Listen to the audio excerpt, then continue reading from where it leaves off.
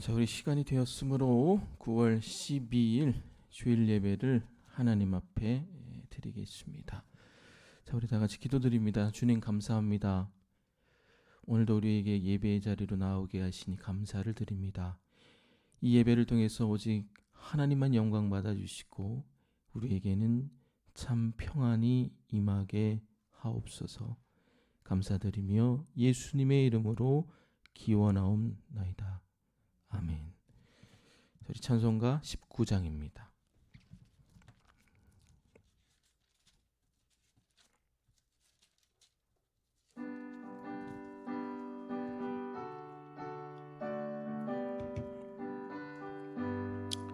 찬송하는 소리 있어 사람 기뻐하도도 하늘 아버지의 이름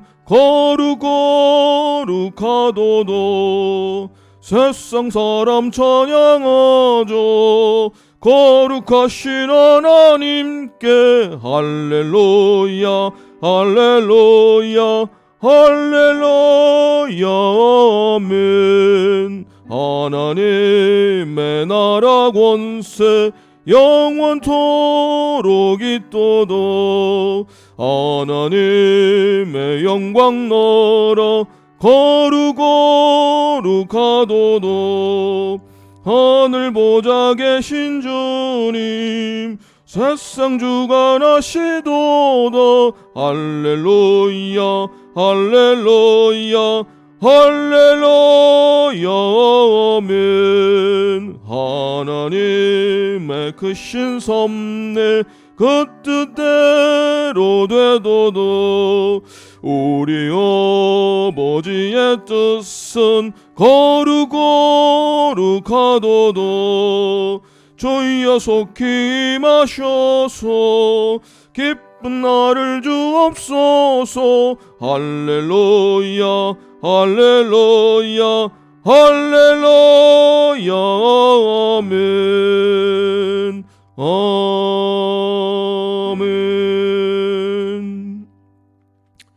자, 우리 연이어서 찬양하면서 찬송가 382장입니다.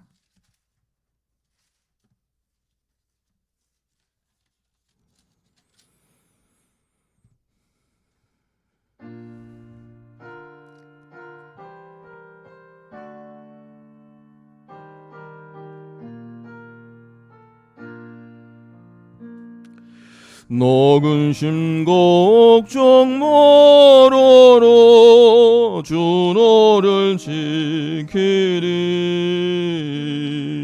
주 날개 밑에 거하라 주 너를 지키리 주 너를 지키리 아무 때나 어디서나 주 너를 지키리 늘 지켜주시리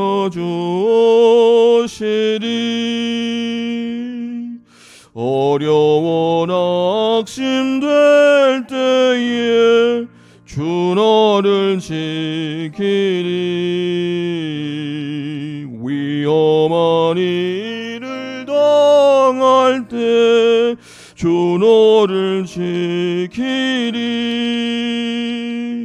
주 너를 지키리 아무 때나 어디서나 주 너를 지키리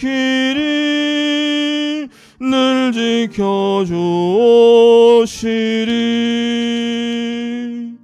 낯을 건 미리 아시고 주 너를 지키리 구하는 것을 주시며 주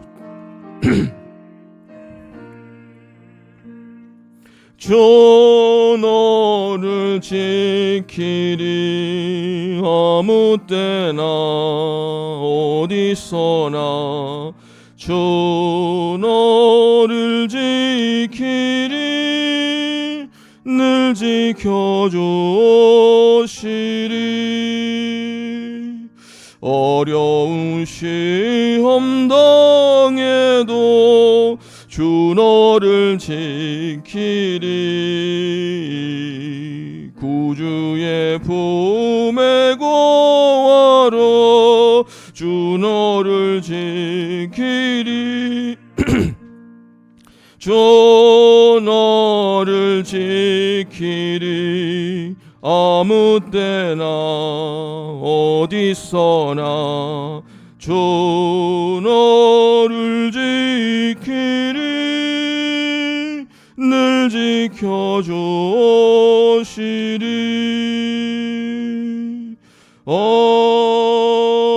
아멘. 자, 우리 한지혜 집사님 나오셔서 기도 인도해 주십니다.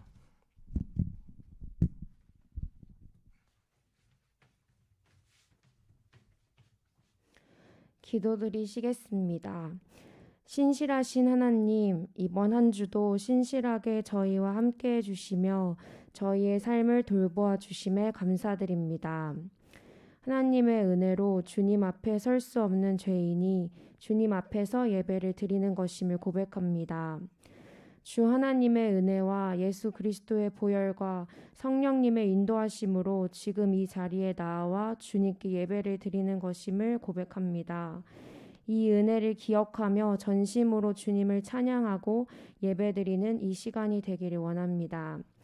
지난주 목사님의 입술을 통해 선포하신 말씀을 다시 돌아봅니다.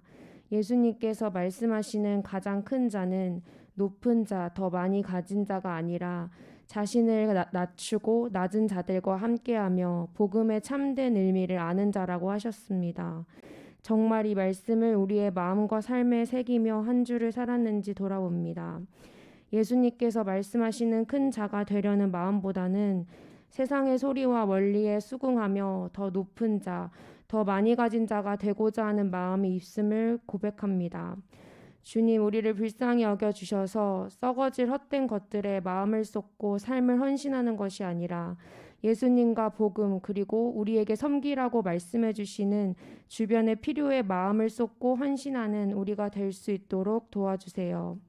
오늘 이 예배 시간과 곧 선포될 말씀 시간을 사용하여 주셔서 완고하게 굳어진 우리의 마음을 성령 하나님께서 깨뜨려 주시고 말씀 속에 담긴 하나님의 뜻과 복음의 진정한 의미를 다시금 깨닫는 시간이 되기를 원합니다.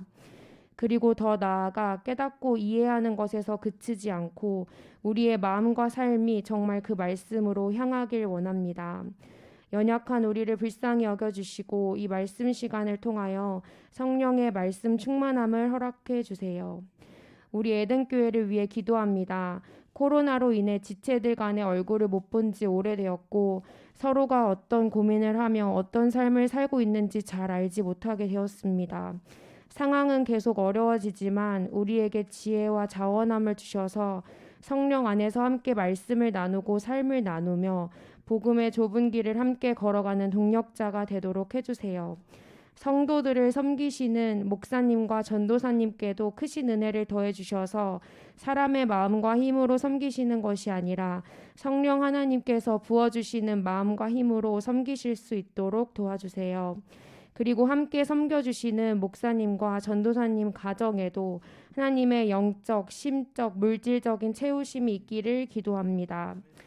우리를 너무나도 사랑하셔서 에덴 교회라는 건강한 공동체를 허락해 주시고 우리를 위해 기도하시고 섬겨주시는 목사님과 전도사님을 보내주셔서 감사합니다. 우리가 이 은혜를 힘입어 더욱더 성령 안에서 하나가 되고 각 지체들의 삶이 더욱더 복음에 부합한 삶이 되기를 원합니다. 이 예배를 통해 오프라인과 온라인 예배를 드리는 모든 지체들에게 성령 충만함을 허락해 주세요. 이 예배의 주인 되시는 하나님께 기도드립니다. 살아계신 예수 그리스도의 이름으로 기도드렸습니다.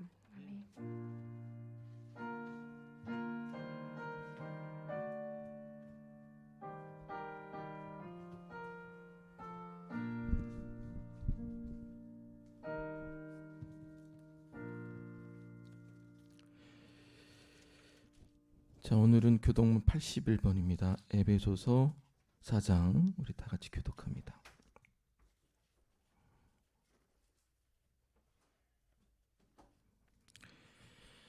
제가 먼저 읽습니다. 그러므로 주 안에서 갇힌 내가 너희를 권하노니 모든 겸손과 온유로 하고 오래 참음으로 사랑 가운데서 서로 용납하고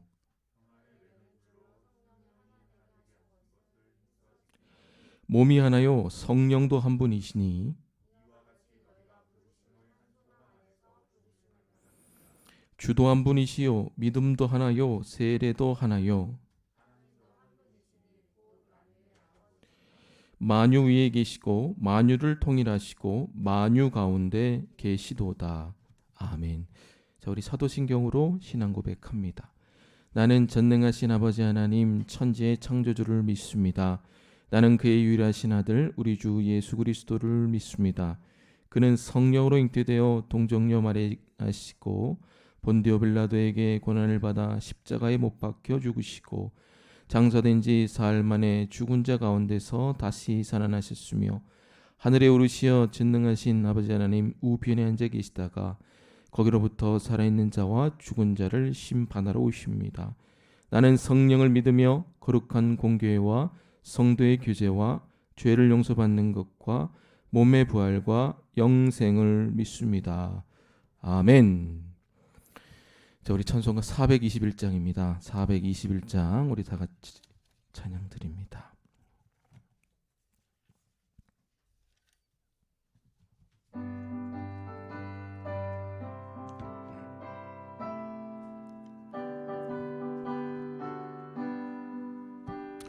내가 예수 믿고서 죄사함 받아 나의 모든 것 다 변했네.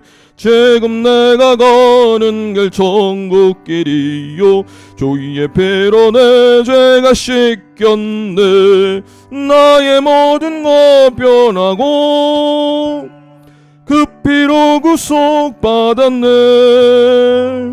하나님은 나의 구원 되시오니 내게 정죄함 없겠네.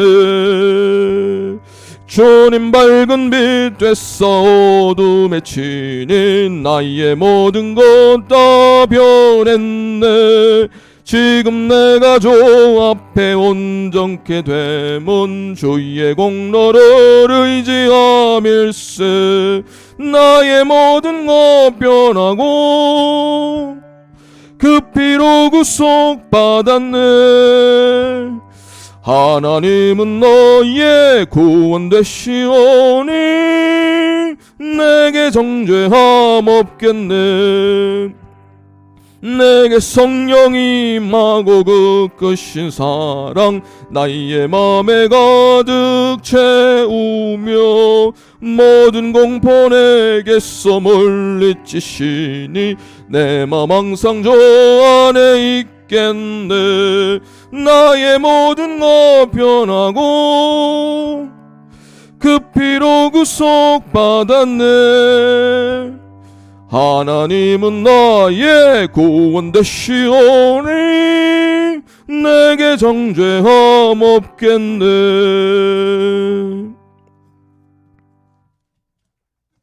아멘. 자, 오늘 교회 주보를 보면서 함께 교회 소식을 나누도록 하겠습니다. 현행 4단계 거리 유지가 10월 3일 추석 후까지 지금 연장되어 진행되고 있습니다. 여러분들 개인 위생에 만전을 기해 주시기 바랍니다. 일부 예배를 오프라인으로 드립니다. 10월 3일까지 기존 예배 방식이 이렇게 계속 진행되오니 오프라인 예배 희망하시는 분은 일부 예배 나와 주시기를 바랍니다. 노회 관련 소식을 알려드립니다. 이번 주죠. 내일 모레 화요일 오후에 우리 이종호 집사님께서 노회회관에서 장로 고시를 봅니다.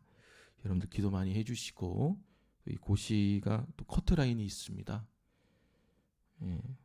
잘 보셔서 그 장로 임직 가시는 그 분들 중에 우리 이종호 집사님께서 꼭 1등 할 수 있도록 기도 많이 해주시길 바랍니다.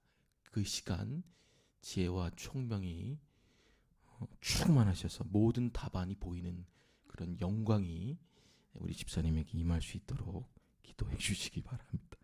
자, 10월 19일은 저희 장로 안수 우리 임직 청원 행정 처리가 있는 노회입니다. 그리고 지난주죠. 월요일부터 금요일까지 토요일까지죠. 노회 훈련을 수료하신 피택자분들에게는 향후 수료증이 수여됩니다. 41기로 노회 훈련을 마치신 겁니다. 자, 다음 주 피택자 교육은 시험입니다. 예배 드리고 바로 온라인으로 시험이 진행되오니 이번 한 주 그동안 배웠던 거 다 또 이렇게 복습도 해보시고 점검도 해보시기 바랍니다. 매주 예배 기도 순서 확인해 주시기 바랍니다. 다음 주는 우리 송주현 집사가 기도 인도해 주십니다. 21년 추석 예배 모범 예식이 나왔습니다. 필요하신 분들은 필경대에서 가져가시고 카톡과 네이버 카페에 업로드를 해놨으니 필요하신 분들은 이용해 주시기 바랍니다. 교회학교 예배도 매주 11시 줌으로 드려줍니다. 2부 예배 후에 우리 임직자 피택자 교육이 계속 진행이 됩니다. 해당 시간에 접속해 주시기 바랍니다. 자, 오늘 말씀 읽겠습니다. 마태복음 18장 15절에서 35절까지.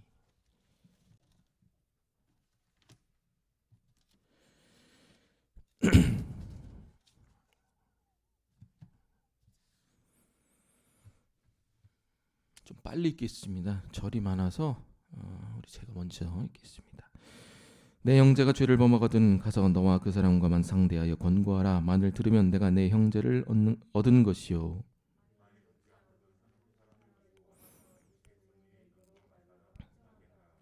만일 그들의 말도 듣지 않거든 교회의 말하고 교회의 말도 듣지 않거든 이방인과 세리와 같이 여기라.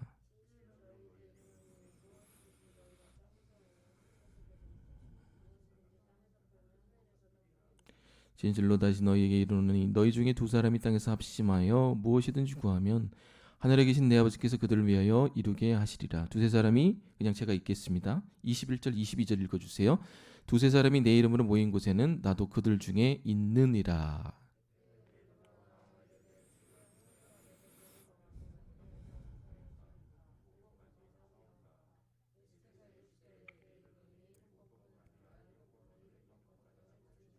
두 절씩 읽습니다. 그러므로 천국은 그 종들과 결산하려 하던 어떤 임금과 같으니 결산할 때 10,000달란트 빚진 자 하나를 데려오매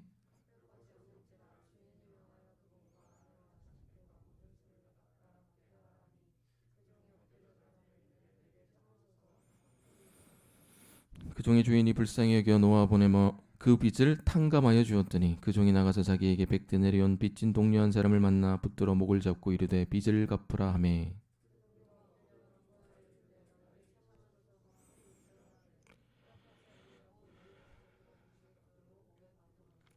그 동료들이 그것을 보고 몹시 탁하게 여겨 주 안에서 가서 그 일을 다 알리니 이에 주인이 그를 불러다가 말하되 악한 종아 내가 빌리기에 내가 내 빚을 전부 탕감하여 주었거늘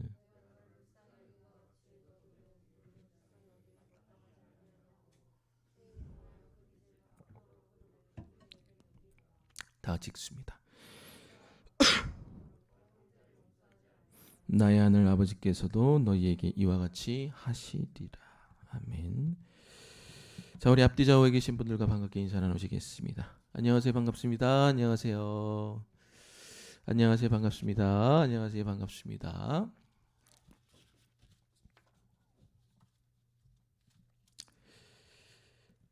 지난주에 보니까 그 유아실 목소리가 여기 다 들리더라고요. 예, 그래서 좀 주의 좀 부탁드리겠습니다. 자, 오늘은 용서를 통해서만 크리스찬이 될 수 있습니다라는 제목으로 하나님의 말씀 증거하도록 하겠습니다.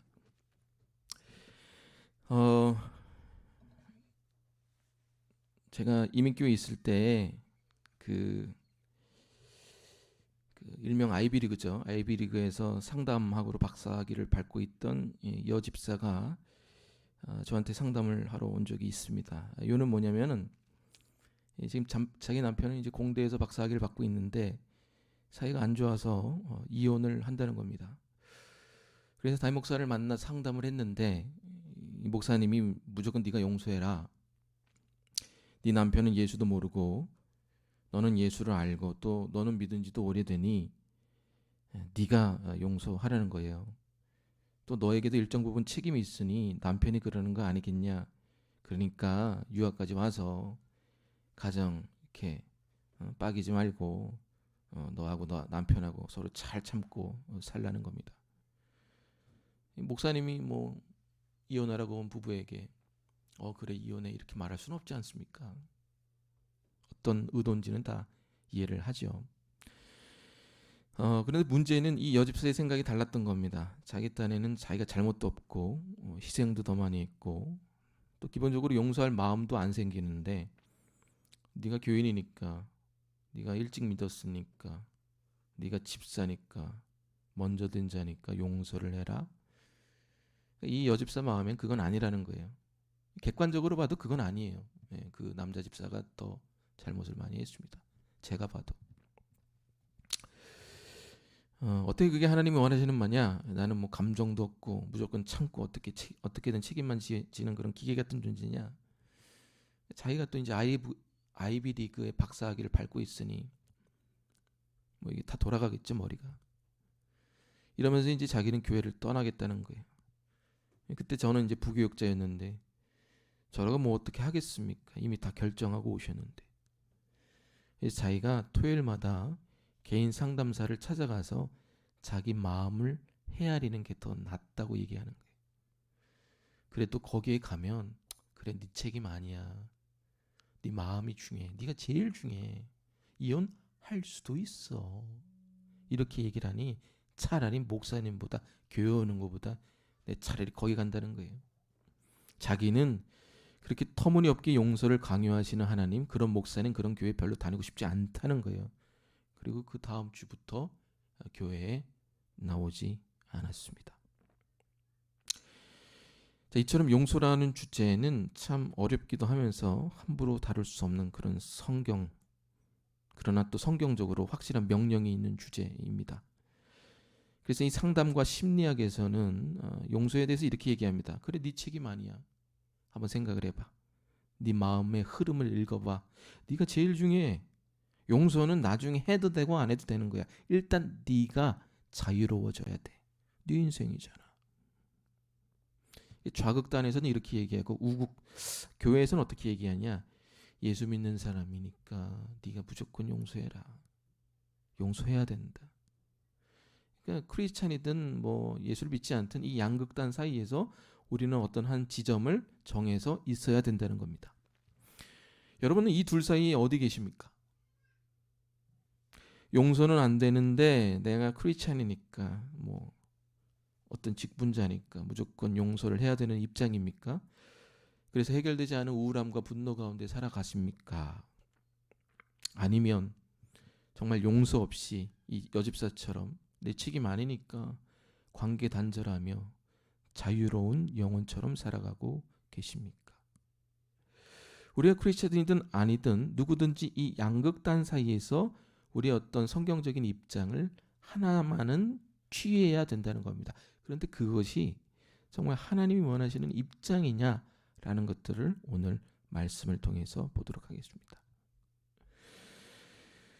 자, 네 가지를 오늘 좀 볼게요. 첫 번째는 우리가 용서를 안 하면 하나님이 우리에게 어떻게 반응을 하실까? 이 첫 번째로 보고, 두 번째는 용서라는 것이 꼭 해야 되는 것이라면 왜 해야 되는 걸까? 안 하면 우리에게 어떤 문제들이 발생할까? 그리고 세 번째, 그럼 용서라는 게 뭐고 용서는 어떤 방식으로 진행이 돼야 하는 걸까? 이걸 보고, 마지막으로 네 번째, 그럼 그 용서를 어떻게 어떤 동력과 자원을 가지고 할 수 있는 걸까? 이 네 가지를 보도록 하겠습니다. 뭐라고요? 첫 번째, 하나님의 반응. 두 번째, 뭐가 문제인지. 세 번째, 용서 어떻게 하는지. 네 번째, 용서의 동력이 뭔지 하나씩 보도록 하겠습니다. 자, 첫 번째 용서 안 했을 때 하는 반응 볼게요. 34, 35절 다 같이 읽습니다. 시작. 주인이 노하여 그 빚을 다 갚도록 그를 옥족들에 넘기니라. 너희가 각각 마음으로부터 형제를 용서하지 아니하면 나의 하늘 아버지께서도 너희에게 이와 같이 하시리라. 자, 우리가 용서하지 아니하면 하나님이 우리를 어떻게 하신대요? 옥에 가둬버린다는 얘기입니다. 이 영적인 얘기죠. 지옥불에 가둬버린다는 얘기예요. 감옥에 넣어버린대요. 약간 섬뜩하지 않습니까? 이런 비슷한 본문이 성경 여기저기 있습니다. 요한일서 3장 14, 15. 우리가 형제를 사랑함으로 사망에서 옮겨 생명으로 들어간 줄 알거니와 사랑하지 아니한 자, 용서하지 아니하는 자는 사망에 머물러 있느니라. 그 형제를 용서하지 아니하는 자마다 살인하는 자니 살인하는 자마다 영생이 그 속에 거하지 아니하는 것을 너희가 아는 바라. 자, 형제를 용서하지 아니하면 뭐가 없대요? 다 읽었죠? 형제를 용서하지 않으면 뭐가 없대요? 영생이 없대요. 천국이 보장되지 않는다는 얘기예요. 자, 이와 비슷한 논조가 마태복음 25장에도 있습니다. 천국장, 지옥장이죠. 25장 41, 43절 제가 읽습니다. 왼편에 있는 자들, 지옥에 있는 자들이죠. 왼편에 있는 자들에게 이르시되 저주를 받은 자들아 나를 떠나 마귀와 사자들을 향하여 예비된 영원한 지옥불에 들어가라. 내가 줄일 때 너희가 먹을 것을 주지 않았고 목마를 때 마시지 않게 했고 나그네 되었을 때 영접하지 않았고 헐벗었을 때 옷 입히지 않았고 병들었을 때 옥에 갇혔을 때 돌보지 아니하였느니라. 자, 보세요. 영원한 지옥불에 들어가는 이유가 뭐라 그래요? 십자가의 믿음이 없어서가 아니에요. 마태복음 25장에 보면 영원한 지옥불에 들어가는 이유가 뭐예요? 줄일 때 먹을 거 주지 않아서, 목마를 때 마시게 하지 않아서, 입히지 않아서, 병들었을 때 돌보지 않아서, 그거 안 해가지고 지옥에 들어간다는 거예요. 그러니까 여러분 교인 중에 우리 순원 중에 병원 있는데 병원 신방 안 가면 지옥에 갈 수도 있다는 거예요. 어? 누가 배고파요 목사님? 그러면 나는 그럴 돈이 없어. 네가 알아서 먹어. 그러면 지옥에 간다는 거예요. 그 뜻이잖아요. 응? 형제 용서하지 않으면 영생이 없대잖아요. 형제 용서하지 않으면 너는 옥에 갇힌대잖아요. 제 얘기가 아니라 성경 얘기 아닙니까? 이게 용서를 안 했을 때 나타나는 하나님의 반응입니다. 상당히 격렬합니다. 극단적이에요.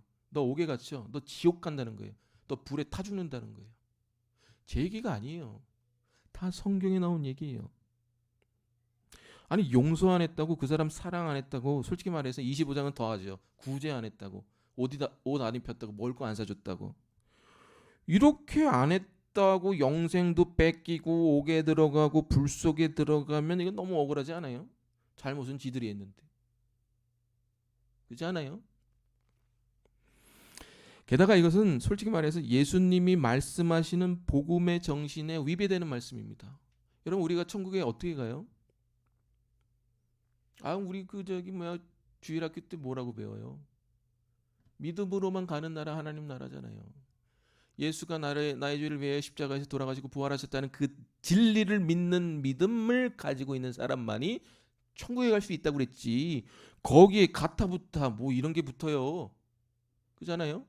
너 용서하지 않았어? 구제하지 않았어? 사랑하지 않았어? 그러면 너 지옥 가. 이거는 복음의 스피릿에 위배되는 말씀 아닙니까? 왜? 천국은 어떤 선한 행위나 퍼포먼스 때문에 가는 게 아니기 때문에 그래요. 그래서 딱 오해하기 좋은 말이에요.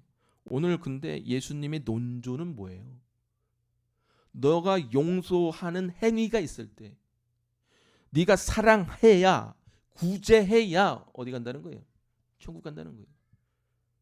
그런 논리로 얘기한다면 여기 있는 사람 다 천국 못 가요. 아직도 용서하지 못한 사람들 수두룩하고 사랑은커녕 쳐다보지도 않지요. 구제는 뭐 나 먹기 살기도 바쁜데. 오늘 이 하나님의 논조로 얘기하면 여기 있는 사람 다 천국 못 가요. 자, 그럼 이게 무슨 얘기냐? 핵심을 알아야죠. 자, 오늘 이 사람이 감옥에 갇힌 이유가 뭐예요? 잘 보셔야 돼요. 빚을 탕감을 안 해줘서 갇힌 게 아니에요. 이 사람을 옥에 가둬서 이 사람의 그 100데나리온 빚진 자의 어떤 청을 거절해서 간 게 아니에요. 오늘 자기가 10,000달란트 빚졌는데 그걸 탕감받았잖아요. 그런데 자기한테 100데나리온 빚진 자를 탕감 안 해줬단 말이에요. 내용상으로는 그런데 이 사람이 그렇게 해서 옥에 갇힌 결정적인 이유는 그렇게 나와 있지를 않아요. 네가 빚을 탕감 안 해줘서 너 옥에 갇혔다 이렇게 나오지 않고 어떻게 나오느냐. 우리 33절 다 같이 읽어볼까요? 시작.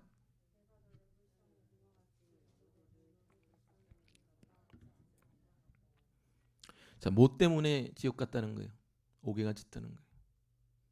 내가 너를 불쌍히 여긴 같이, 내가 너에게 은혜를 준 것 같이, 네가 그 사람을 불쌍히 여기지 않아서 옥에 갔고 지옥에 갔다는 거예요.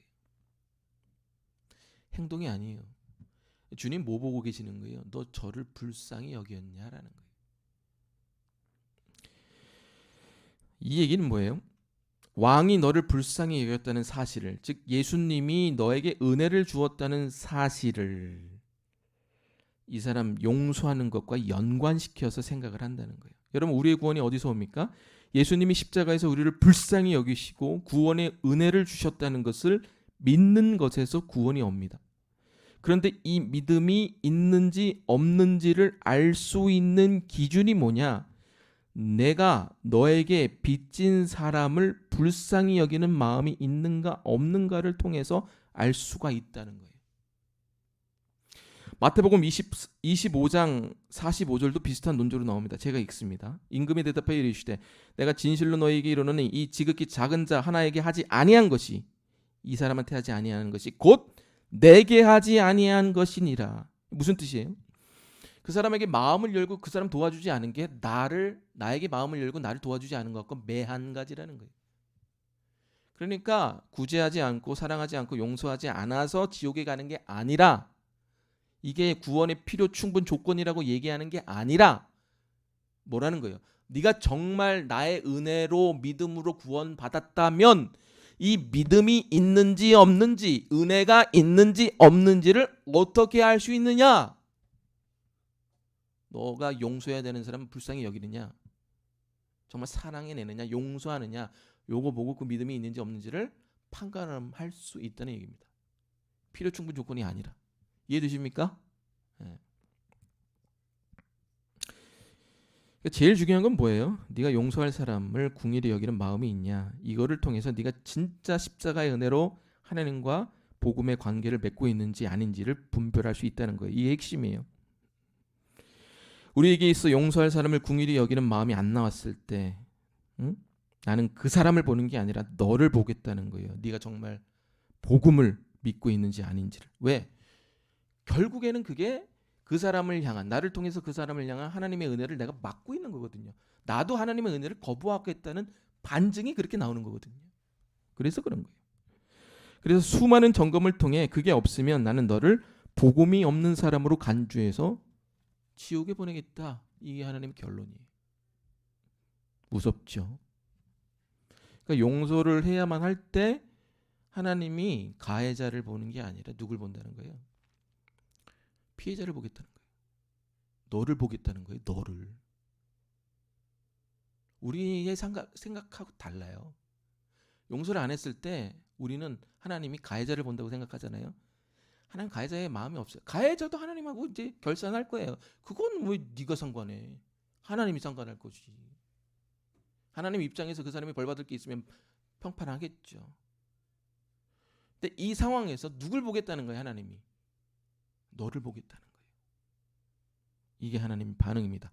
자, 두 번째 뭐라고 그랬죠? 우리가 왜 용서를 해야 되는지, 용서를 안 하면 우리에게 어떤 문제가 있는지를 볼게요. 자, 우리가 누군가를 용서하지 못하게 되면 우리에게 세 가지 형태의 감옥이 생겨나게 됩니다. 첫 번째, 자기를 가두는 감옥.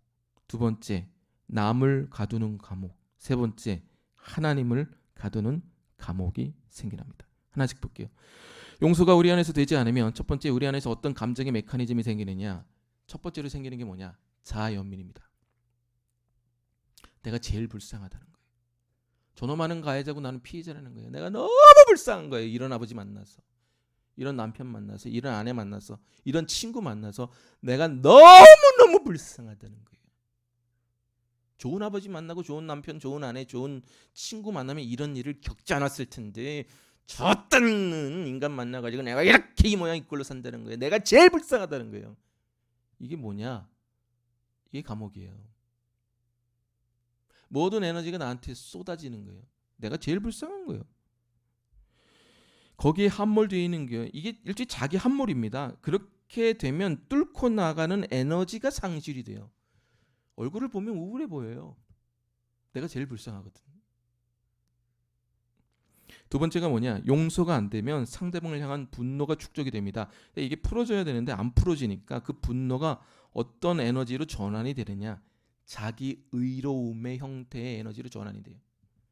그래서 용서가 안 되는 사람들의 특징 중에 하나가 뭐냐면 고집이 세요. 자기 의로움이 강해요. 그건 아니지. 그러니까 그 사람의 생각의 메커니즘 안에는 뭐가 있냐? 쟤는 가해자고 나는 피해자라는 거예요. 거기서 발생하는 어떤 생각의 메커니즘이 뭐냐면 나는 의롭다는 거예요. 쟤가 틀렸다는 거예요.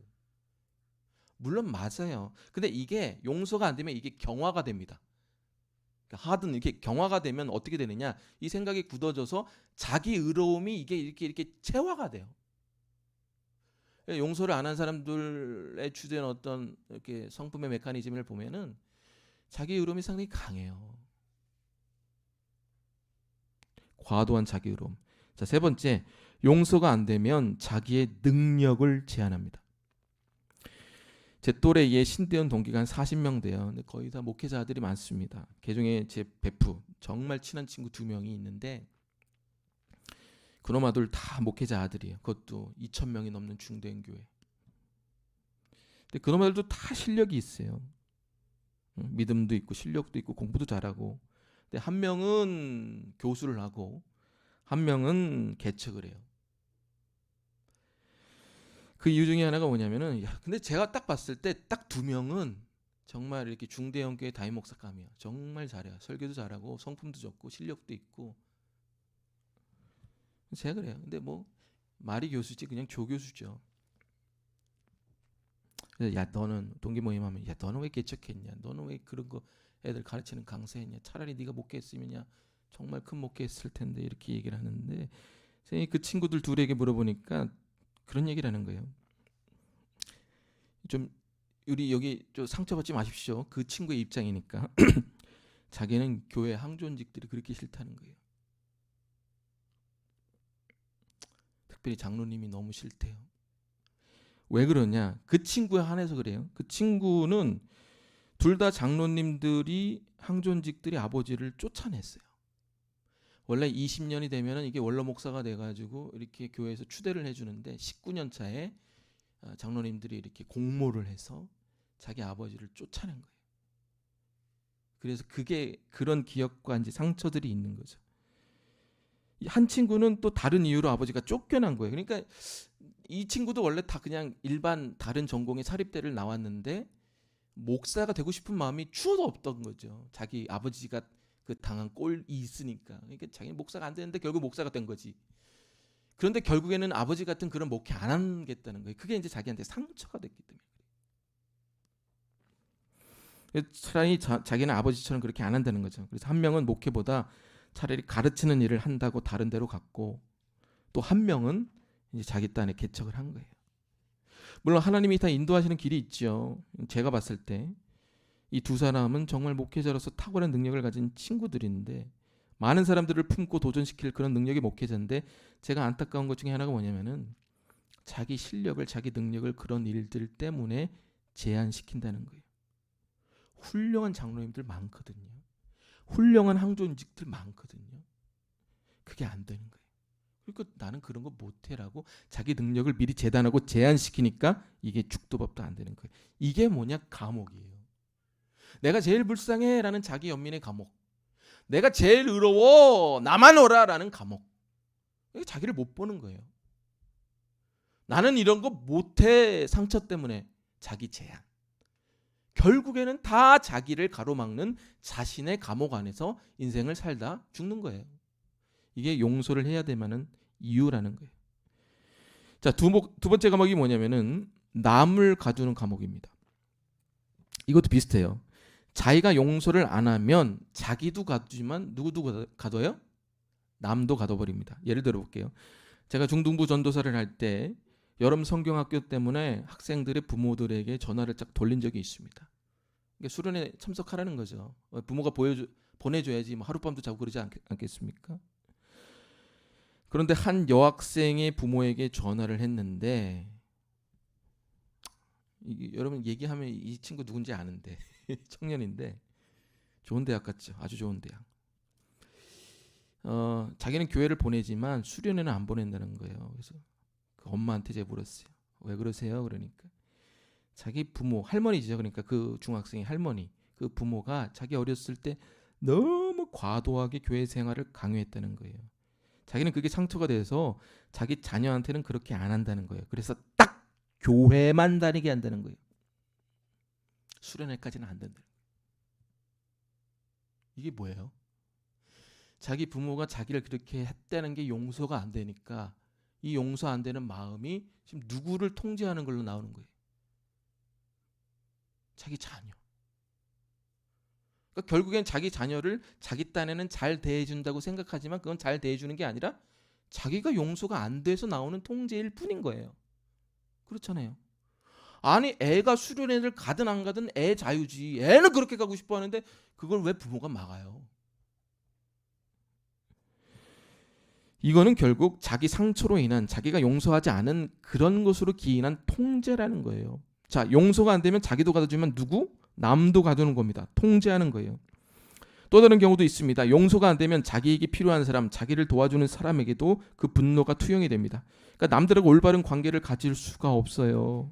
왜? 자기가 용서하지 않는 사람이 가진 여러 가지 특성 중에 이 사람이 하나라도 갖게 되면 이 사람이 나한테 필요한 사람이고 나를 도와주는 사람이라 할지라도 그 여러 가지 수백 개 중에 하나라도 갖게 되면 이 사람을 자기가 용서하지 않는 사람으로 프로젝션을 해버리는 거예요. 투영. 너도 똑같아. 그럼 자기를 도와주는 사람, 자기에게 필요한 사람이라 할지라도 관계가 안 되는 거예요. 그러니까 자기도 도움을 안 받고 자기도 도움을 안 주는 거예요. 이게 감옥이죠. 아무도 못 들어오게 하고 자기도 나가지도 않는.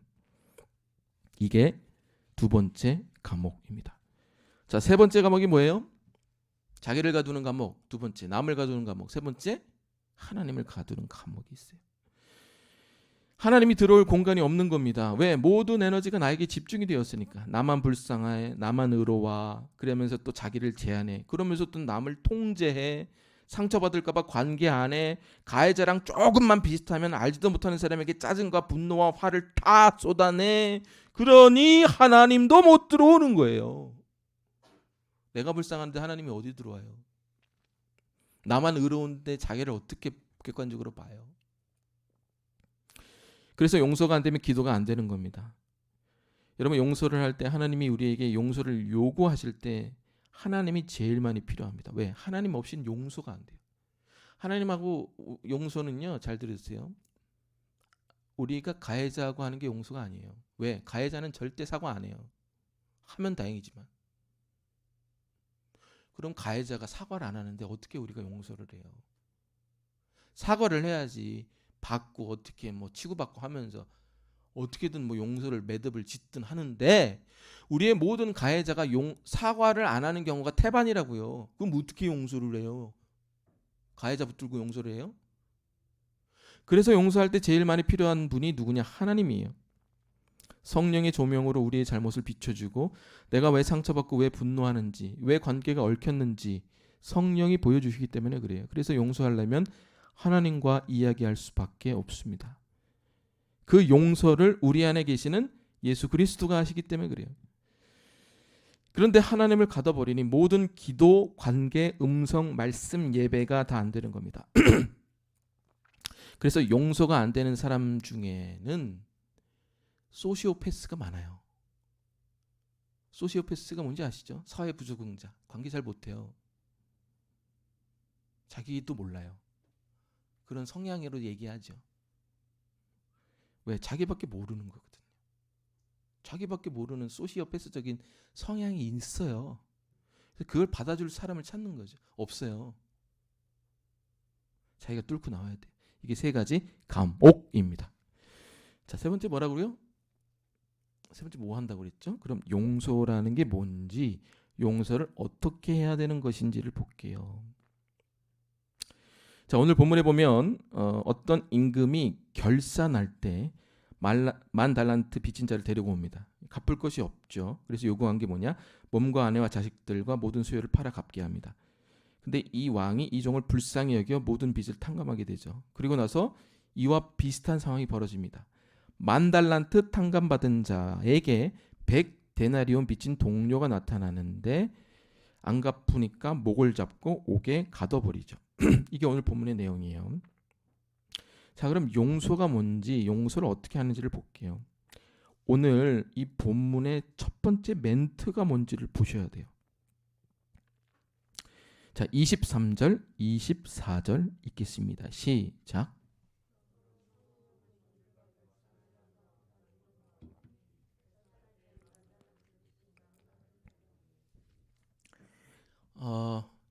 이게 용서예요. 우리 따라하면 용서는 결산을 해야 돼요. 결산이라는 게 뭐예요? 결산. NIV 보면 이제 settlement라고 나오는데, settlement가 이제 우리 이제 뭐 맨투맨 영어를 많이 해가지고 이게 뭐 합의 이렇게 생각하는데, settlement는 합의가 아니라, 합의는 이제 결과론적인 얘기고, settlement라는 그 뜻은 그 협상의 자리를 settlement라고 해요. 그러니까 자기가 주장하는 바를 다 드러내놓고 서로 계산해서 마지막으로 누가 책임질까를 합의하는 장소가 세틀먼트예요. 노사 합의를 세틀먼트라고 그러죠. 근데 이 단어가 원래 헬라어로 뭐냐면 쉰 아이로입니다. 쉰 아이로. 쉰이 SYN 함께 라는 뜻이고, 아이로가 뭐냐면 이렇게 들어 올려서 함께 계산해서 짊어지다는 뜻이에요. 그러니까 쉰 아이로는 뭐냐면 다 모여서 함께 들어 올려서 이걸 계산해서 누가 짊어진지를 결의하는 게 쉰 아이로예요. 이 세틀먼트예요. 그게 결산이에요. 그게 용서예요. 자, 용서라는 게 뭐냐? 일단 뭐 해야 돼요? 잘잘못을 따져야 돼요. 누가? 하나님이. 나도 따지겠죠. 덮어놓는 게 덮어놓고 용서하는 게 아니에요. 내가 착하니까 내가 너 다 봐줄게 용서 아닙니다. 그런 사람 없어요. 만약 처음엔 그렇게 하더라도 나중에 수틀리면 다시 다 따져보는 게 인간이에요. 내가 더러워서 너 신경 안 쓸게. 이것도 용서가 아니에요. 용서는 마주보고 다 드러내놓고 결산하는 게 용서예요. 계산하는 게 용서예요. 그리고 누가 책임질지 결의하는 게 용서예요. 여기서부터 용서가 시작되는 거예요. 근데 그 세틀먼트 협상의 자리에 누가 앉아? 가해자가 안 앉죠. 가해자가 앉아야 되는데 하나님이 앉는 거예요. 그게 용서예요. 세틀먼트라는 뜻은 뭐냐? 협상이에요. 법적 합의입니다. 무슨 말이냐? 계산 다 끝나고 책임 소재가 다 끝나면 이걸 물을 수가 없다는 거예요. 그건 용서가 아니에요. 그래서 이걸 내가 물을지 아니면 제보고 물게 할지를 본인이 결정하는 거예요. 이게 용서예요. 4단계예요. 첫 번째, 다 드러내놓기. 두 번째, 계산하기. 세 번째, 누가 책임질지 결정하기. 네 번째, 결정 후에는 끝까지 책임지기. 드러내놓기, 계산하기, 책임질지 결정하기, 끝까지 책임지기. 4단계. 이게 용서의 정의예요. 자, 그럼 용서는 어떻게 하느냐? 오늘 본문에서 누가 누구를 용서했습니까? 왕이 10,000달란트 빚진 자를 용서했습니다. 자, 그럼 어떤 단계를 통해서 용서를 했는지 그 세부적인 단계를 한번 메커니즘을 한번 보도록 하겠습니다. 27절 아주 중요한 절입니다. 다 같이 읽겠습니다. 시작.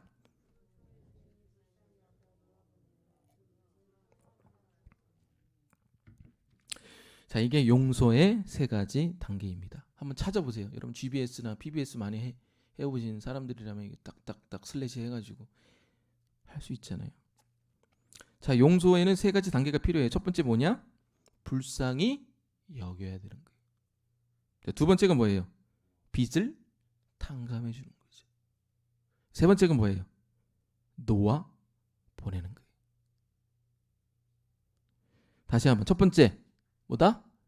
불쌍히 여기고, 두 번째 빚을 탕감하고, 세 번째 놓아 주는 거예요. 이게 세 단계의 용서의 방법이에요. 자, 첫 번째가 뭐다? 불쌍히 여기는 거예요.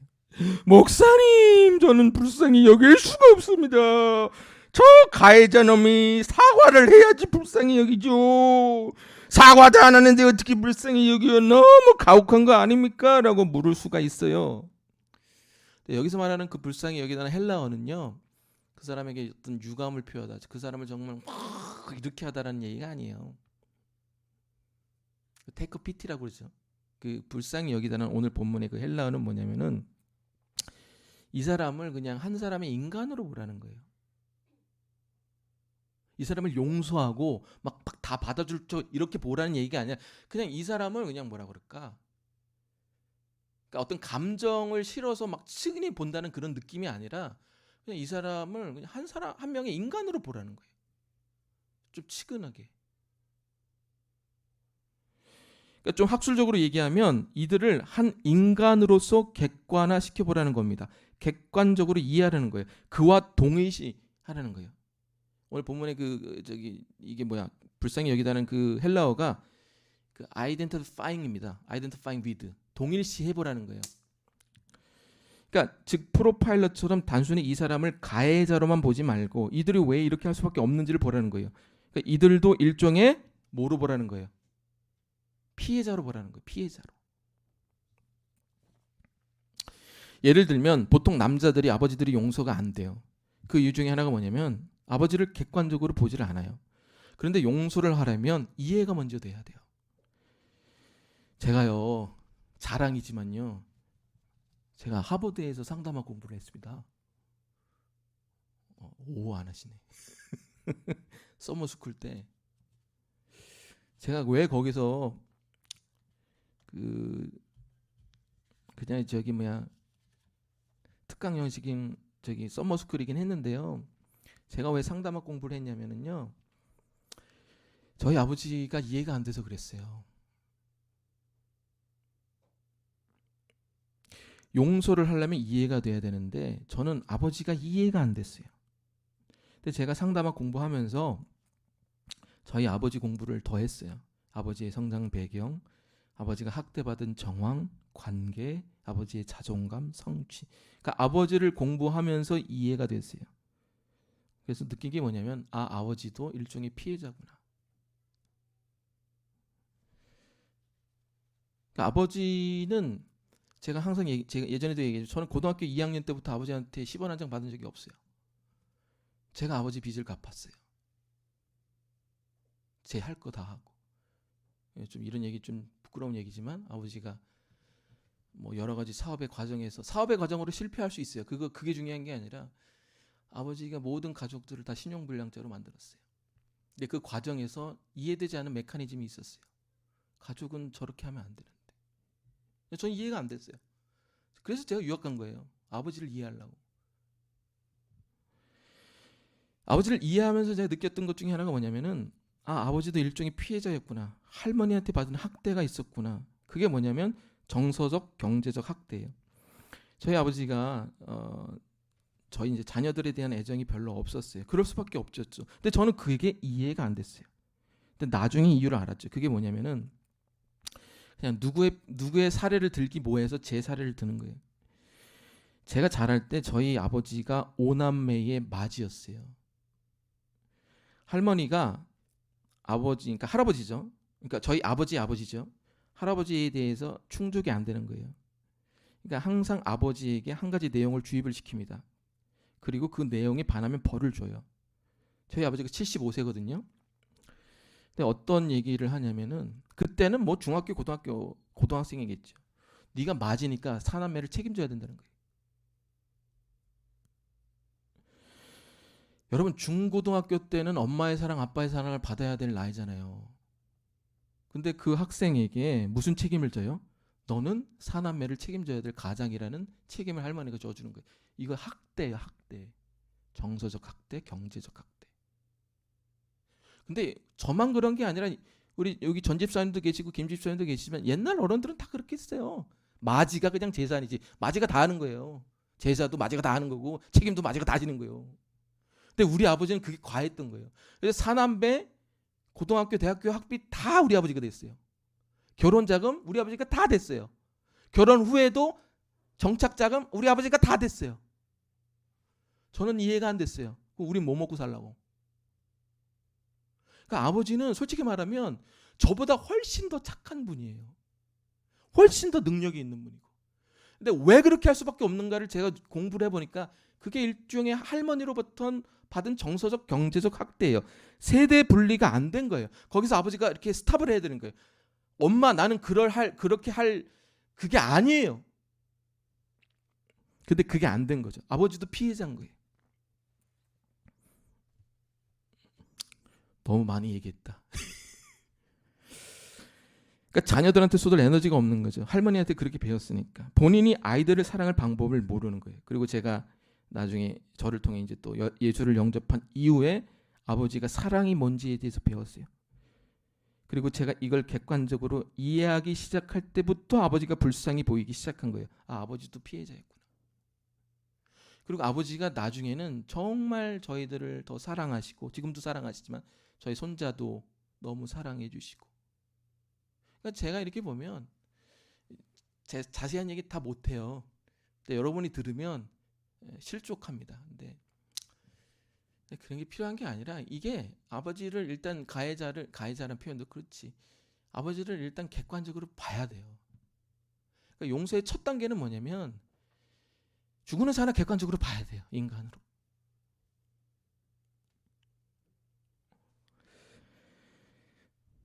아, 목사님 저는 그렇게 못 봅니다. 어떻게 그렇게 다차원적으로 객관적으로 봅니까? 근데 여러분 할 수가 있어요. 왜 그러냐?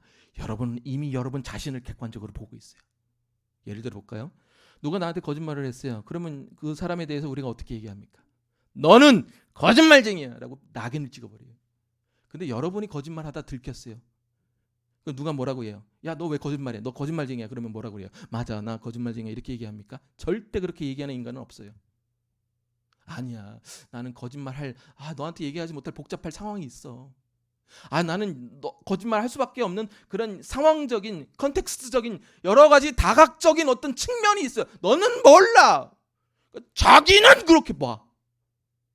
남은 그렇게 절대 안 봐. 그러니까 용서가 안 되는 거예요.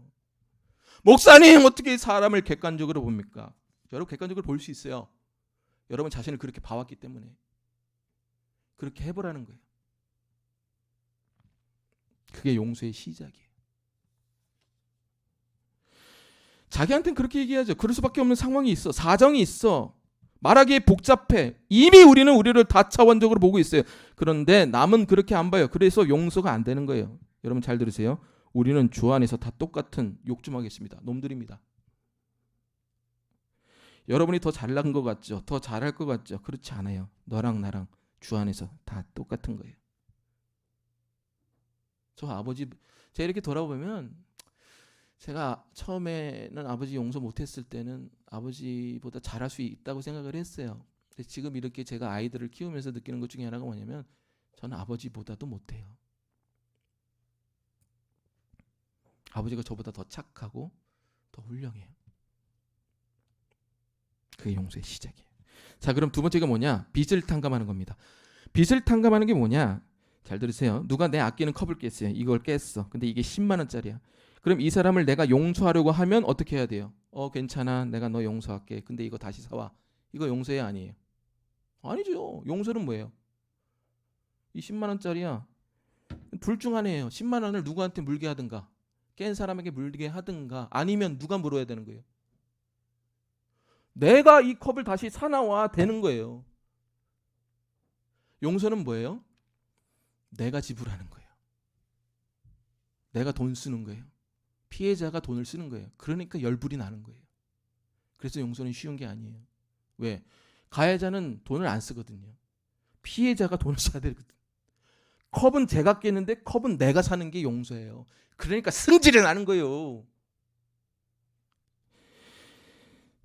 무슨 얘기냐? 저 사람 때문에 내가 어떤 피해를 입거나 마음의 상처를 입었을 때 그 사람을 용서하려면 그 피해와 상처에 대한 대가를 내가 지불한다고 인정하고 결단하고 그 10만 원을 갚아내는 실행이 용서라는 거예요. 그래서 이게 어려운 거예요. 왜? 내가 저 사람한테 갚도록 요구하지 말아야 되거든요. 이거 내가 갚겠다고 인정하고 결단했으니까. 그래서 용서는 표면적으로 바보 같은 짓이에요. 저 사람이 깼는데 왜 내가 갚아?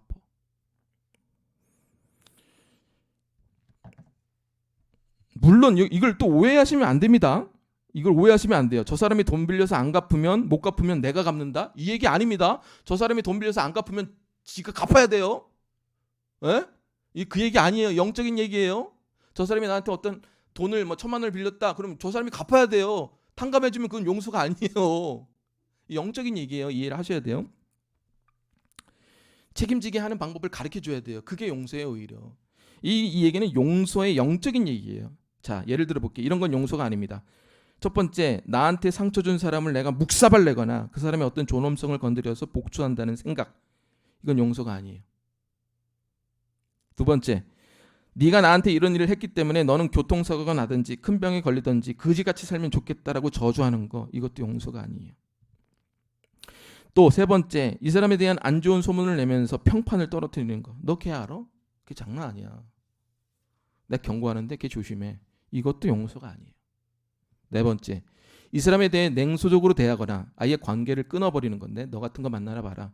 너는 나 같은 사람 만나는 걸 다행인 줄 알아. 그럴 자격도 없어 넌. 이런 생각도 용서가 아니에요. 용서는 누가 갚는 거다? 내가 갚는 거예요. 저 사람한테 물지 않는 거예요. 그럼 그런 생각이 들어올 때마다 뭐야? 스탑! 거절! 거부! 이게 용서예요. 근데 그거 누가 하겠어요?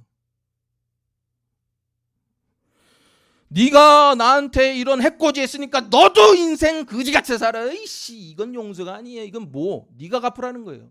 네가 나한테 이래? 오케이, 난 너 험담할 거야. 이건 용서가 아니에요. 네가 갚으라는 거예요. 여러분, 용서는 단순히 그냥 무마시키는 게 용서가 아니에요. 이걸 내가 갚겠다고 인정하고 결단하고 그냥 내가 갚는 거예요. 그럼 우리의 모든 생각과 마음에도 저 사람이 갚게 하면 안 돼요. 1원이라도. 그게 용서예요. 네가 저주받아서 감당하고 네 평판이 떨어져 감당하고 네가 묵사발돼서 그렇게 감당하고 너랑 상대 안 하고 관계 끊으면서 네가 감당하려는 건 용서가 아니에요. 그럼 용서가 뭐냐? 제가 잘못했어요. 저 사람이 나한테 사과해야 돼요. 그런데 그거 안 해도 그 빚 내가 갚겠다는 거예요. 저 사람에 대해 안 좋은 소문도 내지 않고 저 사람 묵사발 내지도 않고 저 사람 저주도 하지 않고 저 사람 냉소적으로 대하지도 않고 관계도 끊지 않겠다는 거.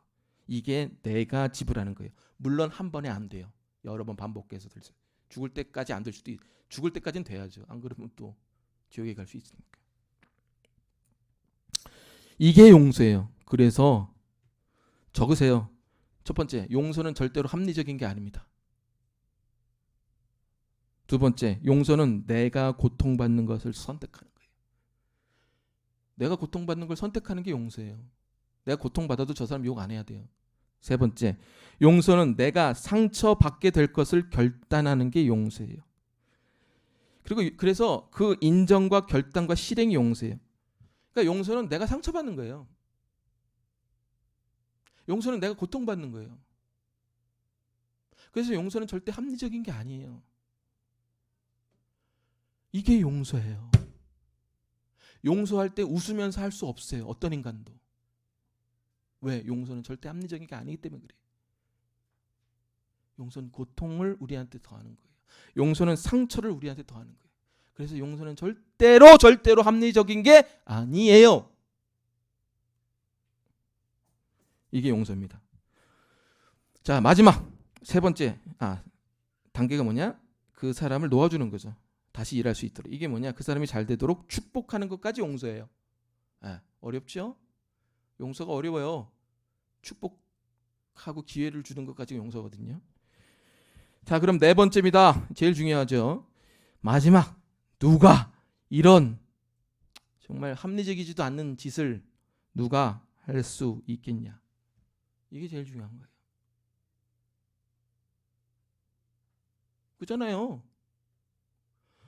저 사람이 잘못해서 10만 원 깼는데 왜 내가 갚어? 이거 합리적이지 않잖아요. 누가 스스로 고통받고 누가 스스로 상처받는 것을 선택할 수 있겠습니까? 내 잘못도 아닌 일에 대신 그 비용을 누가 지불하려고 하겠습니까? 용서할 수 있는 사람, 그 사람은 도대체 누구일 수 있겠습니까? 제 설교는 다 똑같죠. 마지막엔 뭐다? 따라합시다. 복음. 뭐 목소리가 이렇게 작아요. 누가 용서할 수 있느냐? 복음을 믿는 사람만이 용서할 수 있어요. 그래서 용서하고 복음하고 연결시킨 거예요. 그러니까 여러분이 용서가 잘 안 된다. 잘 안 될 수는 있어요. 그래도 할 마음이 있고 어느 정도 있으면 복음을 아는데 완벽히 용서가 안 된다 그럼 복음이 없는 거예요. 자, 복음이라는 게 뭡니까? 예수님이 나의 구세주요 삶의 주인이라는 것을 믿는 것이 복음입니다. 하나씩 볼게요. 예수님이 나의 주인, 로드, 마스터라고 믿는 것이 뭐예요? 예수님이 나의 삶의 주권자요 통치자라고 믿는 겁니다. 자, 오늘 본문에서 우리가 눈여겨봐야 할 핵심적인 단어가 있습니다. 그게 뭐냐? 오늘 본문에서 제일 많이 나온 단어이기도 하죠. 동료라는 거예요. 동그라미 한번 쳐볼게요. 동료라는 게 뭐냐면 쉰 둘로스예요. 쉰이 함께, 둘로스가 종, 함께 종이 된다. 28절 빚진 동료 동그라미 한 사람을 만나 붙들어 목을 잡고 삐리리리. 29절 그 동료가 엎드려 간구하여 이르되. 31절 그 동료들이 그것을 보고 몹시 딱하게 여겨. 33절에도 나오죠. 그 동료. 이게 무슨 얘기예요? 네가 용서하지 못할 그 사람의 지위는 뭐라는 거예요? 네 동료라는 거예요.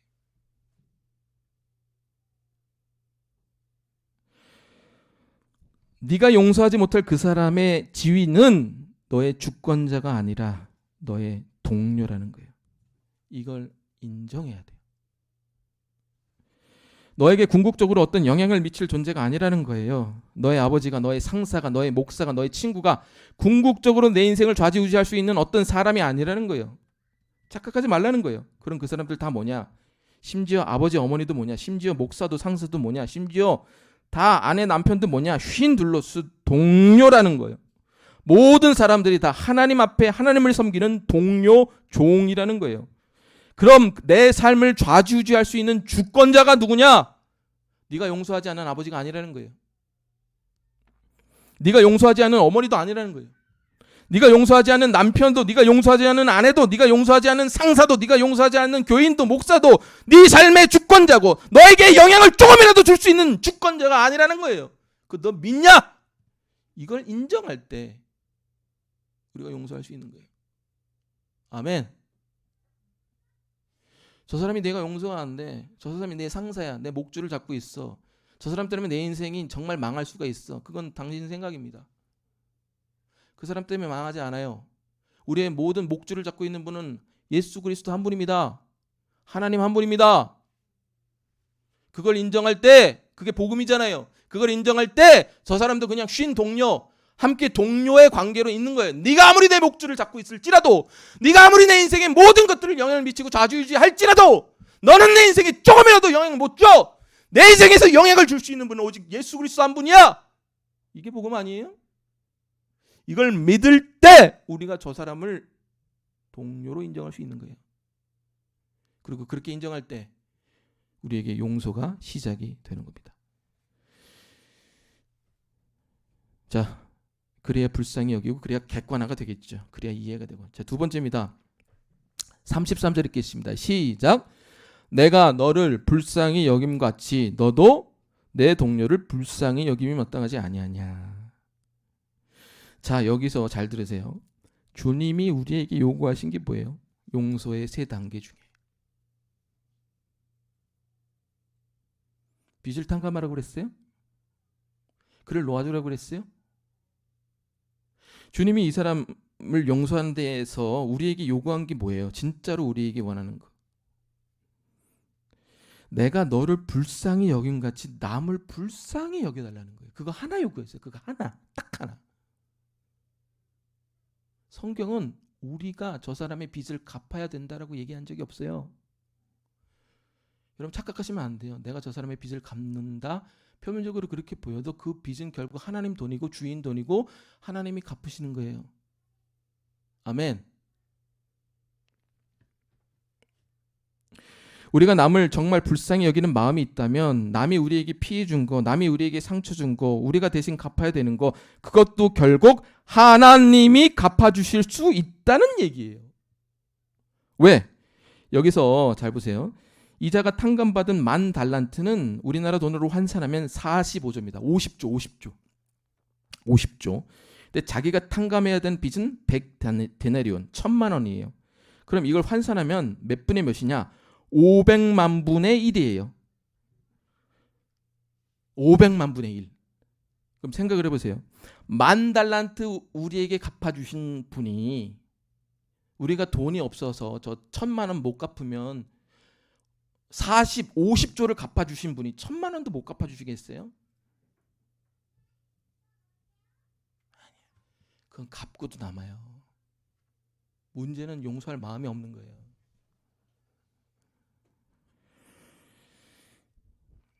여러분 우리가요 조금이라도 용서할 마음이 있으면요 그 남이 우리한테 피해준 1,000,000원 그 하나님이 갚고도 남아요. 믿으십니까? 그 빚을 내가 탕감하는 것처럼 보이죠. 맞아요. 내가 탕감해요. 근데 그 탕감할 돈도 하나님이 주세요. 제 경험이에요. 찐 경험. 마지막 세 번째, 용서는 누가 할 수 있느냐? 자, 오늘 용서가 뭐라고 그랬어요? 제일 처음에 결산이라고 그랬어요. 결산은 다 끄집어냈고 계산기 두드리고 하는 게 결산이에요. 자, 오늘 처음에는 누가 누굴 결산했어요? 왕이 종을 결산했죠. 계산기 두드려 보니까 10,000달란트 나온 거예요. 50조. 그럼 용서는 누가 할 수 있느냐? 종이 왕에게 받은 것을 종도 결산하고 계산기 두드려 보면 할 수 있는 거예요. 자기가 계산기 두드려 보면 깜짝 놀랄 거예요. 내가 갚아야 할 돈이 얼마 안 되구나. 문제는 왜 용서가 안 되느냐? 계산기를 두드려 보질 않아서 그래요. 내가 탕감된 내 빚을 자기가 계산기를 두드려 보질 않아. 원래 인간은 그래요. 자기가 받은 거 자기가 두드려 보지 않아요. 남은 다 기억하죠. 내가 줬으니까. 그래서 준 사람은 야 내가 해준 게 얼마인데, 받은 사람은요 네가 나한테 해준 게 뭐가 있어. 그래요. 그게 사람이에요. 왜? 자기가 받은 거 자기가 계산기 두드려 보지 않아요. 인간은. 용서를 누가 할 수 있느냐? 피해자가 하나님하고 결산하는 거예요. 가해자하고 결산하는 게 아니라. 그럼 하나님, 가해자는 사과 안 하기 때문에 가해자가 아니라 하나님 앉혀놓고 그 가해자도 하나님하고 결산해요. 그건 여러분이 걱정할 바가 아니에요. 그래서 결산했을 때 마이너스다 그럼 지옥 가는 거예요. 그냥 여러분이 하나님하고만 결산하면 되는 거예요. 그 가해자를 끌고 들어오지 마요 자꾸. 여러분들이 하나님하고 결산할 때 여러분들이 한번 계산기를 두드려 봐요. 여러분이 받은 게 얼마인지. 그럼 여러분들이 화들짝 놀란다는 거예요. 계산기를 안 두드리니까 용서가 안 되는 거예요. 결산을 안 하니까. 계산기를 두드리면 십자가 앞에서 용서가 됩니다. 그게 십자가예요.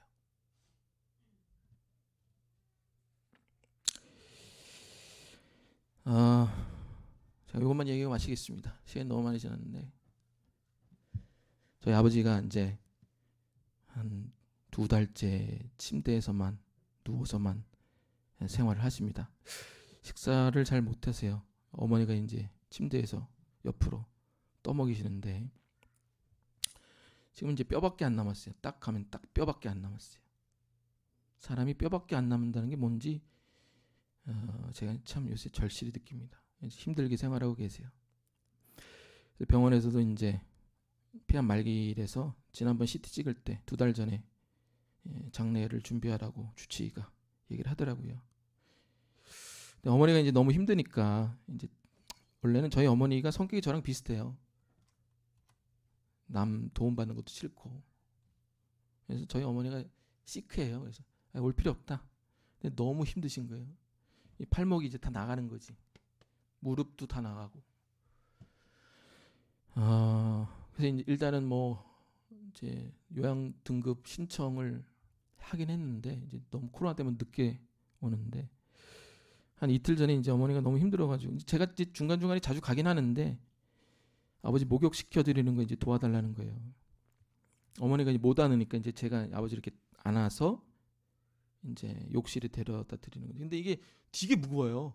그러니까 어린 남자가 뼈밖에 안 남았지만 모든 무게를 자기한테 이렇게 탁 의탁하는 거잖아요.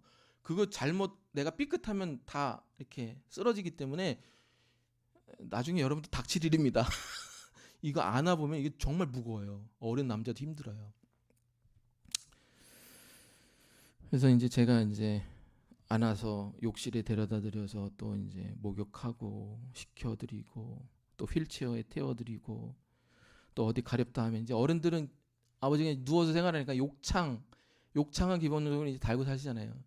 욕창이요 이게 너무 힘든 거예요 이게. 그러니까 아버지가 밤에 잠을 못 자는 거예요. 욕창 때문에 이게 너무 가렵고 막 이거 맨날 어머니를 들들들들 볶는 거예요. 이거 좀 긁어달라고. 그걸 제가 이제 옆에서 이제 책 보면서 긁어줘 하면 이제 긁고 긁어줘 하면 이제 긁고 이제 그게 욕창이거든요. 이게 뒤집어 왔다 갔다 이제. 그래서 참 많은 생각들이 들었던 한 주였습니다. 뼈밖에 없는 다리를 씻으면서 뼈밖에 없는 어른 남자가 자신의 육체를 힘없이 저한테 기대는 걸 보면서 그냥 어린아이 같은 거예요. 그래서 자꾸 밤에 하나님이 자기를 부른다고 그렇게 어머니를 도와드렸어요. 그리고 어머니가 이제 시장을 가신다고 나가셨는데 아버지가 또 저를 부르는 거예요. 그래서 긁어달라고. 완전 애죠. 75살 먹은 애. 그래서 아버지를 긁는데 제가 아버지를 이렇게 보는데 그냥 아이 같은 거예요. 제가 아버지 기도 한번 해드려요. 그러니까 아버지가 이제 의식이 없거든요 지금. 갑자기 그 순간에 의식이 돌아오신 것처럼 이러는 거예요. 그래서 제가 아버지 머리에 안수를 딱 하고 진심을 다해서 큰 소리로 기도했어요. 자꾸 예수님 까먹으니까 선망이 있으니까 예수님도 까먹어. 그래서 예수님 얘기를 계속 해주는 거예요. 1시간마다. 예수님 안에 계시지. 아빠가 한 것 때문에 천국 가는 게 아니라 예수님이 하신 일 때문에 천국 가는 거야. 그거 붙잡아야 돼. 그거 붙잡아야 돼. 찬송가 틀어주고 예수님 얘기하고 진심을 다해서 안수하며 기도했어요. 근데 마지막에 기도가 딱 끝나는데 아버지가 아멘 그런 거예요. 저희 아버지 아멘 한 적 없어요. 아멘 한 번도 안 한 양반이 아멘을 하는데 제 눈에도 눈물이 막 떨어지는 거예요. 왜 아버지 안수 기도를 한 번도 안 해줬을까? 남들은 정말 많이 해주고 교인들은 필요하면 달려가서 해주고 필요하면은 밤에도 신방도 가고 밤에도 병원도 가고 아침에 새벽에도 기도도 해주는데 정말 기도가 필요한 내 아버지한테는 왜 한 번도 안 해줬을까? 제 자신이 너무 미운 거예요. 아버지가 한 일이 생각나는 게 아니라 그러면서 다시 예수님 확신시켜드리고 찬송 불러드리고 제가 아버지한테 사과했어요. 너무 미안하다고. 내가 마음을 더 열지 못해서 아버지랑 시간을 많이 못 보내줘서 너무 미안하다고 제가 너무 울면서 내가 사과를 했어요. 아버지 너무 미안하다고. 내가 못돼 먹어서 그렇다. 소가지가 작아서 그렇다. 저는 아버지가 저한테 가해자인 줄 알았어요. 실제적으로 아버지가 저한테 많은 잘못을 했어요. 그거를 가해자가 아닌 예수님하고 결산을 하니까 그건 1,000,000원밖에 안 된 거예요. 내가 계산기를 두드려 보니까 내가 받은 거는 50조가 나오는 거예요. 주님이 물으시는 거예요.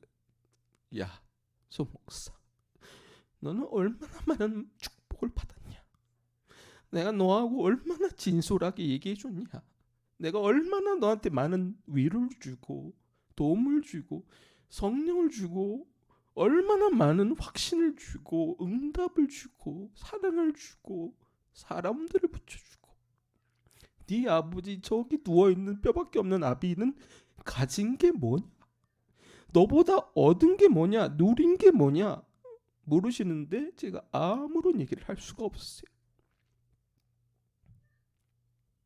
결산은 가해자하고 하는 게 아니에요. 왕하고 하는 거예요. 계산기를 두드려 보면 내가 받은 빚은 1,000,000원이지만 내가 진 빚은 50조가 나오는 결산을 하니 저 사람의 빚이 아무렇지도 않은 거예요. 그 십자가의 은혜,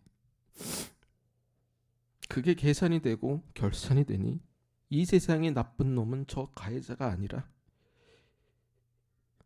피해자라 하며 아버지와 시간을 많이 못 보낸 제 자신이 가해자였던 겁니다. 사랑하는 여러분, 용서는 우리가 가해자가 아닌 예수님과 결산할 때 이루어지게 됩니다. 시간이 없어요. 용서하고 사랑하며 살기에도 부족한 인생입니다. 후회하지 마시고 손 한번 잡아주시고 함께 기도하고 그냥 살아가시기 바랍니다. 용서 못할 사람 이 세상에 한 사람도 없습니다. 우리 안에는 복음이 있기 때문에 그렇습니다. 기도하겠습니다. 주님 감사합니다. 부족한 종이 느꼈던 이 용서를 우리 모든 교인들이 느끼게 하옵소서. 용서를 어떻게 해야 되는 것인지 잘 깨달아 알아서 이 공동체가 용서하지 못한 영혼이 한 사람도 없게 우리의 심령을 복음으로 충만하게 하옵소서. 예수님의 이름으로 기도드립니다. 아멘. 자, 우리 결단의 찬양 부르고 주신 말씀 놓고 기도합니다.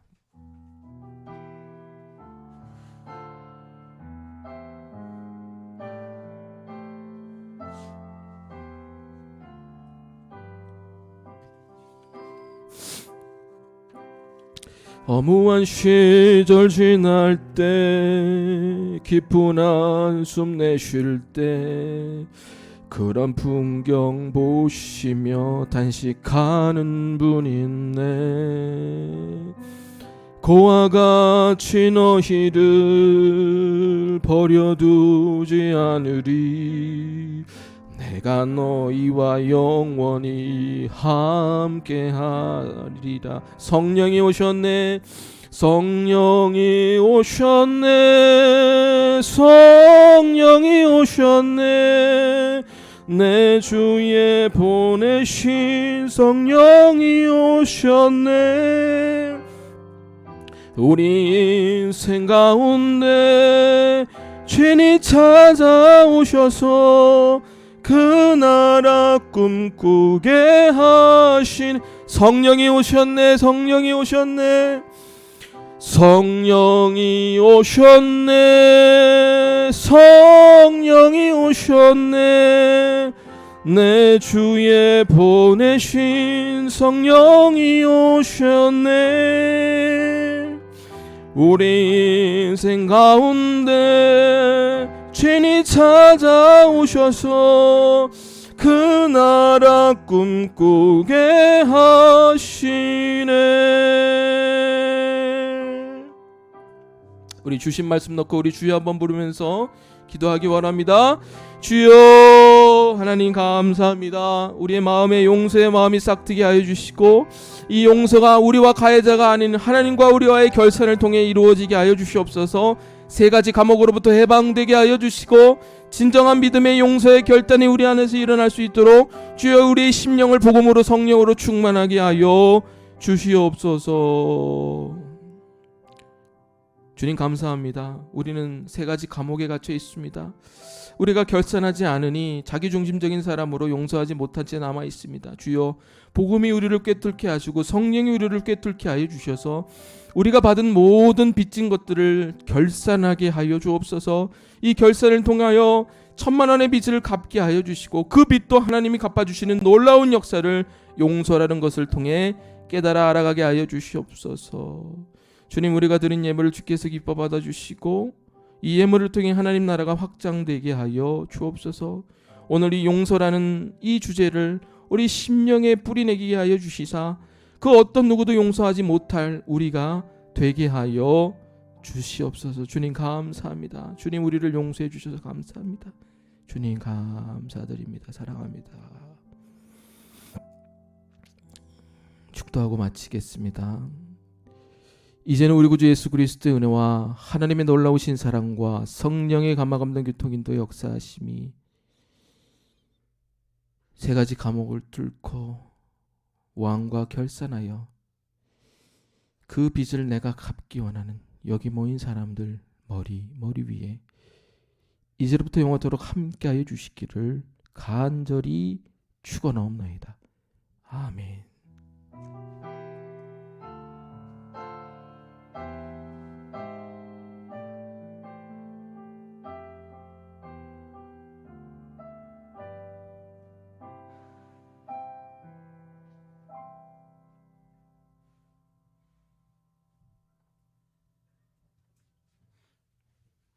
예배 마쳤습니다.